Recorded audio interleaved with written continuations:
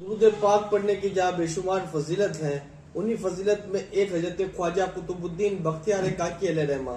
کہ ہمیشہ جو ہے وہ روزانہ 3000 مرتبہ جوانی کی مدت میں جو ہے وہ درود پاک پڑھا کرتے. وہی خواجہ قطب الدین بختیار کاکی علیہ رحمہ جو سرکار غریب نواز علیہ رحمہ کے وارث اور سرکار غریب نواز علیہ رحمہ کے مرید اور پسندیدہ خلیفہ ہیں. وہی خواجہ قطب الدین بختیار کاکی علیہ رحمہ کہ شہنشاہ ہندوستان غریب نواز علیہ رحمہ جہاں ہندوستان کے بادشاہ ہیں،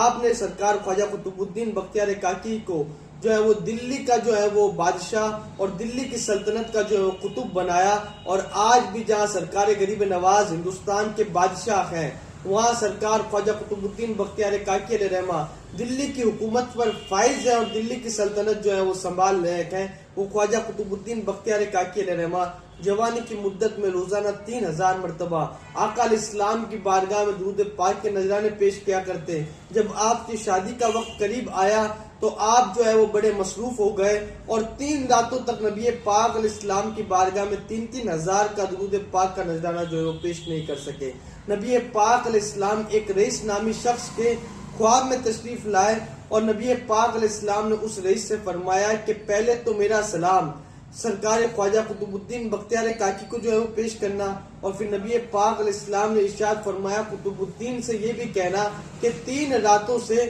نبی پاک علیہ السلام کا درود پاک کا نذرانہ جو ہے وہ پیش جو تم بھیجتے ہو وہ جو ہے وہ نہیں آیا ہے. جب رئیس نامی شخص جو ہے وہ سرکار خواجہ قطب الدین بختیار کاکی کی بارگاہ میں حاضر ہوئے اور عرض کرنے لگے کہ اے خواجہ قطب الدین، آپ جو نبی پاک علیہ السلام کی بارگاہ میں روزانہ 3000 درود پاک کا نذرانہ پیش کرتے ہیں، وہ آقا علیہ السلام نے ارشاد فرمایا کہ پہلے میرا سلام پیش کرنا، اور وہ درود پاک کا نذرانہ جو ہے وہ پیش نہیں ہوا ہے. 3 راتیں ہو گئی ہیں. تو سرکار خواجہ قطب الدین بختیار کاکی علیہ رحمہ ارشاد فرمانے لگے یہ راز فقط مجھے معلوم تھا کہ میں نبی پاک علیہ السلام کی بارگاہ میں 3000 مرتبہ درود پاک روزانہ پڑھتا ہوں، یہ راز میری ماں کو بھی معلوم نہیں تھا. اور پھر خواجہ قطب الدین بختیار کاکی علیہ رحمہ مسلسل نبی پاک علیہ السلام کی بارگاہ میں درود پاک کے نذرانے پیش کرتے رہے. آپ خود غور کریں، سوچیں کہ ہم جو درود پڑھتے ہیں وہ آقا علیہ السلام سماعت فرماتے ہیں،